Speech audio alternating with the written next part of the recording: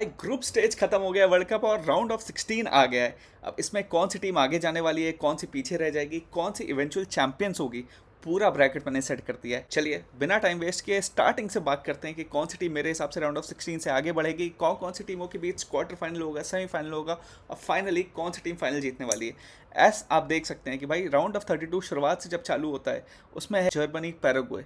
इस मैच में मेरे हिसाब से काफ़ी क्लियर है कि जर्मनी को जीत जाना चाहिए। पैराग्वे भले ही एक साउथ अमेरिकन टीम है, उनको एडवांटेज होगा कि उनकी ऑलमोस्ट होम कंडीशंस हैं, बट मेरे हिसाब से जर्मनी के पास इतनी क्वालिटी है, इतने एफिशिएंट हमेशा जर्मनी वाले रहते हैं, तो इस लेग में भी मेरे हिसाब से जर्मनी को जीत जाना चाहिए। एटलीस्ट 2-0 3-0 आराम से जीत जाना चाहिए। फिर है फ्रांस और स्वीडन। स्वीडन के पास दो अच्छे स्ट्राइकर्स हैं, ग्योकरेस, ईसैक, पर टीम का स्ट्रक्चर इतना अच्छा नहीं है कि वो फ्रांस के अगेंस्ट जा पाए। फ्रांस जो मेरे हिसाब से जिन्होंने ग्रुप स्टेज में दिखाया है कि perhaps they are the favourites, उनसे अच्छा अटैकिंग क्वार्टेट किसी के पास नहीं है। मतलब जो उनके फ्रंट फोर हैं वो उन्हें रिप्लेस भी कर दें तो जो सब्सटीट्यूट बेंच पे बैठे हैं वो भी काफ़ी टीमों की ए टीम से बेटर हैं। तो वो अगर आपके पास डेप्थ हो, वो आपके पास फायर पावर हो, तो कैसे आप फेवरेट्स नहीं होंगे। इस समय अगर मुझे किसी टीम पे पैसे लगाने हैं तो मैं फ्रांस पे लगाऊंगा। जैसे आप ग्रुप में देख सकते हैं, मैंने बोला भी है कि मेरे लिए इवेंचुअल चैंपियंस फ्रांस होने वाली है, तो ये मैच भी मेरे हिसाब से फ्रांस को आराम से जीत लेना चाहिए अगेंस्ट स्वीडन। उसके बाद south Africa Canada, one of the lowest profile matches होगा। ज़्यादा किसी को इंटरेस्ट होगा नहीं होगा, मेरे हिसाब से इनकॉन्सिक्वेंशियल मैच है। इस मैच में जो भी जीते वो ज़्यादा आगे उसके बाद भी नहीं जाएगा। इसकी जगह आप देख सकते हैं कि भाई कहीं अगर स्वीडन इधर आ जाती या ऑस्ट्रिया इधर आ जाती तो उनके पास ज़्यादा चांसेस होते क्वालिफाई करने के लिए, लेकिन ये इन दोनों ही टीमों को आसान मैच मिल गया। इसमें मेरे हिसाब से कनाडा जीतेगी, क्योंकि कनाडा को होस्ट भी है, उनके पास चांस भी रहेगा होम क्राउड का सपोर्ट का। तो मेरे हिसाब से ये मैच साउथ अफ्रीका हारेगी, कनाडा जीतेगी। उसके बाद नीदरलैंड्स मोरक्को। काफ़ी लोग कहेंगे देखिए नीदरलैंड्स जीतनी चाहिए, नीदरलैंड्स यूरोपियन सुपर पावर है, नीदरलैंड्स के पास एक स्ट्रक्चर अच्छा है, प्लेयर्स वर्ल्ड क्लास हैं, लेकिन मेरे हिसाब से मोरक्को पिछली बार की सेमीफाइनलिस्ट है। और जैसे जैसे टूर्नामेंट आगे बढ़ेगा हम देखेंगे कि हीट जो वहाँ पे यूएसए में है वो अपना रोल प्ले करेगी। तो क्योंकि नीदरलैंड्स ऑलरेडी 3 मैच खेलते हुए आ रही है, शायद अब उनके प्लेयर्स को ये अफेक्ट फील होने लगेगा, इसलिए मुझे लगता है कि मोरक्को के पास चांस है। भले ही अंडरडॉग्स होंगे, भले ही लोग चांस कम दे, लेकिन मेरे हिसाब से यहाँ पे ये पहला अपसेट हो सकता है। इन चारों मैचों में नीदरलैंड्स हार सकती है और मोरक्को मेरे हिसाब से शायद जीत सकती है। फिर है पोर्चुगल क्रोएशिया। मेरे हिसाब से दोनों ही एजिंग टीम है, दोनों के पास एजिंग सुपरस्टार्स है। एक जगह लुका मॉड्रिच हैं तो एक जगह क्रिस्टियानो रोनाल्डो हैं, बट मेरे हिसाब से ओवरऑल टीम अगर आप देखें तो पोर्चुगल की काफ़ी बेटर है। इसलिए मुझे लगता है कि पोर्चुगल एटलीस्ट राउंड ऑफ 32 में क्रोएशिया को हरा के आगे बढ़ जाएगी। फिर है स्पेन और ऑस्ट्रिया। अब जो लोग ये सोच रहे हैं कि स्पेन के लिए बहुत ही स्ट्रेट फॉरवर्ड होने वाला है, उन्हें मैं बता दूं कि ऑस्ट्रिया की टीम इतनी आसान नहीं है। आपने भले ही देखा कि अर्जेंटीना उन्होंने हरा दिया, आसानी से हरा दिया। शायद ऑस्ट्रिया इतना बड़ा कंपटीशन नहीं दे पाई अगर आप सिर्फ रिजल्ट देखें तो, लेकिन अगर आपने मैच देखा है तो आपको पता चलेगा कि भाई ऑस्ट्रिया प्लेड वंडरफुली वेल। काफ़ी चीज़ उस गेम में ऐसे देखने को मिली मुझे जो मेरे हिसाब से स्पेन को हर्ट कर सकती है। सबसे पहले तो ट्रांजिशन में जो उनके पास स्पीड है, स्पेन एक जगह ही वल्नरेबल है कि ट्रांजिशन में, क्योंकि उनके पास बहुत ही ज़्यादा फास्ट प्लेयर्स नहीं है, तो वहाँ पे वो हर्ट हो सकते हैं। इसलिए मुझे लगता है कि भले ही मैंने दिखाया है कि स्पेन जीतेगी, बट इतना स्ट्रेट फॉरवर्ड नहीं होने वाला है। उससे ज़्यादा स्ट्रेट फॉरवर्ड अगर आप मुझसे पूछें तो जर्मनी, जैसे मैंने बोला, वो स्ट्रेट फॉरवर्ड था। फ्रांस जीत रही है, वो स्ट्रेट फॉरवर्ड था। लेकिन ये स्पेन ऑस्ट्रिया वाला मैच मेरे हिसाब से इतना स्ट्रेट फॉरवर्ड नहीं होने वाला है। फिर है यूएसए बॉस्निया हर्जगोविना। मेरे हिसाब से यहाँ पे भी होम एडवांटेज आएगा, यूएसए को आराम से जीत लेना चाहिए। इनफैक्ट जैसे मैंने बोला कि स्पेन को ऑस्ट्रिया के साथ ज़्यादा मुश्किल होगी बजाय यूएसए को बॉस्निया हर्जगोविना के अगेंस्ट। तो इसलिए मुझे लगता है स्पेन को थोड़ा ध्यान से रहना पड़ेगा इस मैच में। फिर बेल्जियम सेनेगल। इसमें भी लोग बोलेंगे कि भाई बेल्जियम को जीत जाना चाहिए, बट मेरे हिसाब से सेनेगल ये मैच जीतेगी। मैंने टूर्नामेंट्स पहले भी बोला था कि मेरे हिसाब से राउंड ऑफ 16 में अफ्रीकन टीम्स होंगी, और मेरे हिसाब से मोरक्को और सेनेगल दोनों ऐसी टीमें हैं जो मेरे हिसाब से राउंड ऑफ 16 में जगह बना सकती हैं। फिर बहुत ही टेस्टी फिक्चर जर्मनी और फ्रांस राउंड ऑफ 16 में आएगा। उसमें देखिए दोनों ही यूरोपियन हैवीवेट्स हैं, दोनों के पास वर्ल्ड क्लास प्लेयर्स हैं, बट अभी जिस हिसाब से ग्रुप स्टेजेस गए हैं, जिस हिसाब से क्वालिटी ऑफ प्लेयर्स अभी मुझे दिख रहे हैं, मेरे हिसाब से फ्रांस जर्मनी को आराम से हरा देगी। अनलेस अनलेस जर्मनी अपने, क्योंकि हमने काफ़ी बार देखा है, काफ़ी वर्ल्ड कप्स में देखा है कि जर्मनी के पास टीम बहुत अच्छी नहीं होती है। ग्रुप स्टेजेस में लगता है कि बहुत अच्छा परफॉर्म नहीं करेंगे, लेकिन एक जर्मन मेंटालिटी होती है, जर्मन एफिशिएंसी होती है, वो नॉकआउट स्टेजेस में ही दिखती है। तो ऐसा कुछ हो गया तो भले ही जर्मनी जीत जाए, लेकिन at this point of time it's very hard to bet against France. तो यहाँ भी मुझे लगता है फ्रांस जीतेगी। फिर नीचे आते हैं कनाडा मोरक्को। ये मैच मोरक्को को जीत लेना चाहिए। कनाडा इतनी स्ट्रांग नहीं है, राउंड ऑफ 32 भी वो इसलिए जीत रही है क्योंकि उनकी ओपोनेंट साउथ अफ्रीका थी। कोई स्ट्रांग टीम होती तो उनके अगेंस्ट भी वो ना जीतती। फिर हम नीचे आते हैं Portugal Spain, again one of the marquee matches of this world cup. मेरा दिल कह रहा है कि पोर्चुगल जीत जाए, लेकिन मेरा दिमाग कह रहा है कि स्पेन जीतेगी। यहाँ पे मैंने पोर्चुगल दिखाया है क्योंकि मैं चाहता हूँ पोर्चुगल जीते। बट अगर आप मेरा दिल हटा दें, मुझसे पूछे कि एकदम लॉजिकली एनालाइज करो फिर बताओ, तो मैं स्पेन को ही बोलता, लेकिन कभी कभी दिल की भी सुन लेनी चाहिए। तो यहाँ पे मैंने पोर्चुगल को दिखाया है, but I want be surprise अगर स्पेन इसमें आगे चली जाती है तो।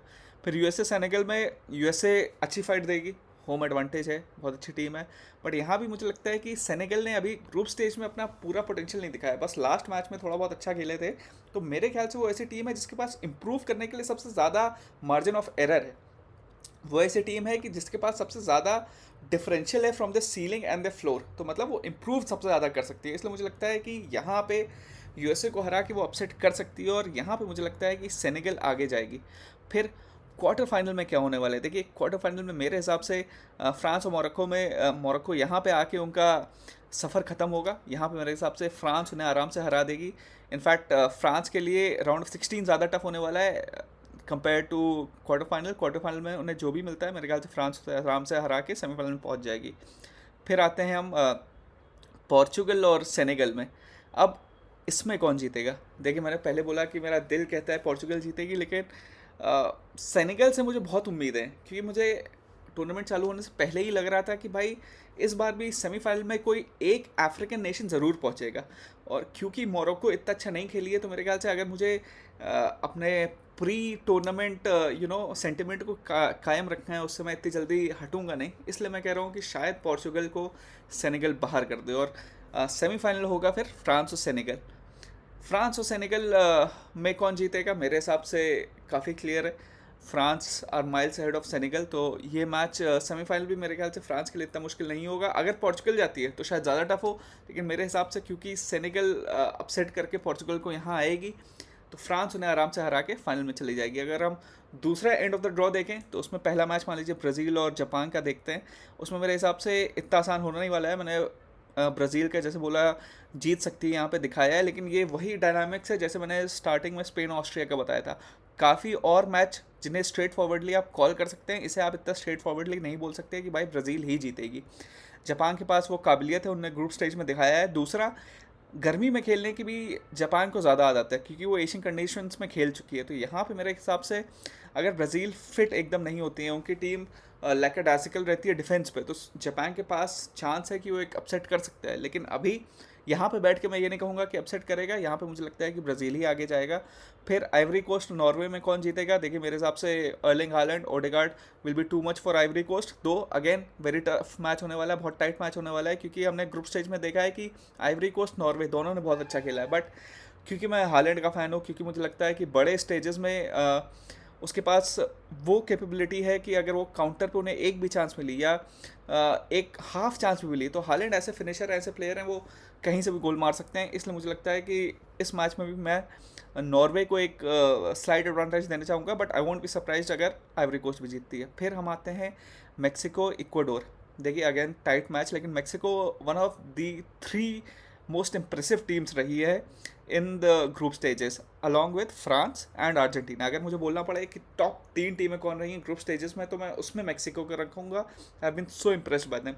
तो इसलिए मुझे लगता है कि इक्वाडोर बहुत अच्छी फाइट देगी, लेकिन यहाँ पे मेक्सिको को जीत जाना चाहिए। फिर हम आते हैं इंग्लैंड और कॉन्गो में। मेरे ख्याल से ये मैच इंग्लैंड को आराम से जीत जाना चाहिए। फिर क्योंकि उनके पास हैरी केन है, क्योंकि उनके पास जूड बेलिंगम है। कॉन्गो ने बहुत अच्छा अकाउंट दिया अपना ग्रुप स्टेजेस में, बट मेरे हिसाब से this will be a step too far.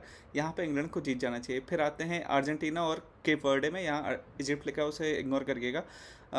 Argentina Egypt next round में होगा। अर्जेंटीना केप वर्डे में अगेन अर्जेंटीना को आराम से जीत जाना चाहिए। ऑस्ट्रिया इजिप्ट में ऑस्ट्रेलिया को हारेगा, इजिप्ट मेरे हिसाब से आगे बढ़ेगा। फिर आता है स्विट्ज़रलैंड अल्जीरिया। यहाँ पे मुझे लगता है again one of the European countries will lose. यहाँ पे मुझे लगता है अल्जीरिया आगे जाएगी। फिर आता है कोलंबिया और घाना। यहाँ पे मुझे लगता है कि कोलंबिया के पास, क्योंकि उन्होंने ग्रुप स्टेजेस में इतना अच्छा प्ले किया है, क्योंकि साउथ अमेरिकन टीम्स मेरे हिसाब से अच्छा करेंगी, इसलिए मुझे लगता है यहाँ पे कोलंबिया घाना को हरा देगी 2। मुझे लगता है ये भी बहुत टाइट मैच होने वाला है।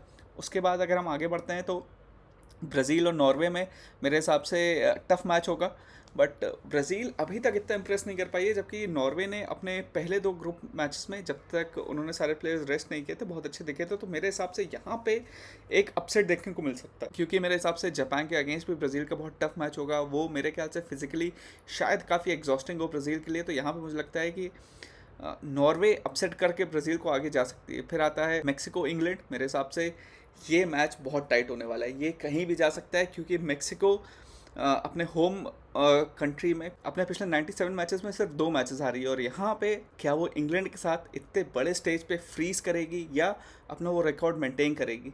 आप समझ सकते हैं इंग्लैंड के सामने कितना बड़ा चैलेंज है, एक ऐसी टीम जो पिछले 97 मैचेस में सिर्फ 2 मैच हारी है।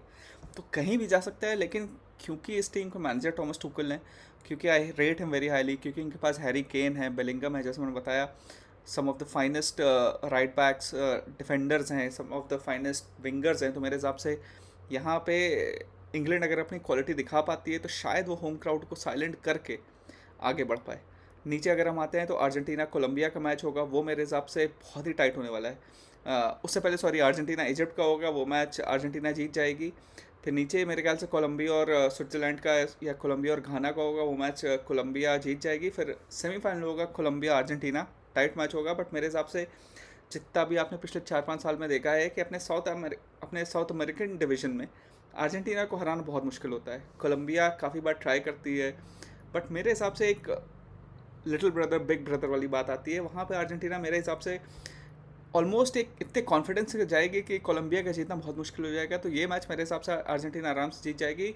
ऊपर मैंने जैसे बोला कि सेमीफाइनल में अर्जेंटीना जैसे पहुंच गई, वहाँ पे इंग्लैंड और नॉर्वे, उसमें कौन जीतेगा? मेरे ख्याल से अगर इंग्लैंड मैक्सिको सर्वाइव कर लेती है तो वो नॉर्वे को आराम से हरा देगी। और इंग्लैंड और अर्जेंटीना का दूसरा सेमीफाइनल होगा, वहाँ पे मेरे हिसाब से इंग्लैंड आगे जाएगी फ्रांस के बजाय, फ्रांस के अगेंस्ट। अर्जेंटीना मेरे हिसाब से 3 पीट नहीं कर पाएगी कि फ्रांस अर्जेंटीना का 3 बार वर्ल्ड कप हो।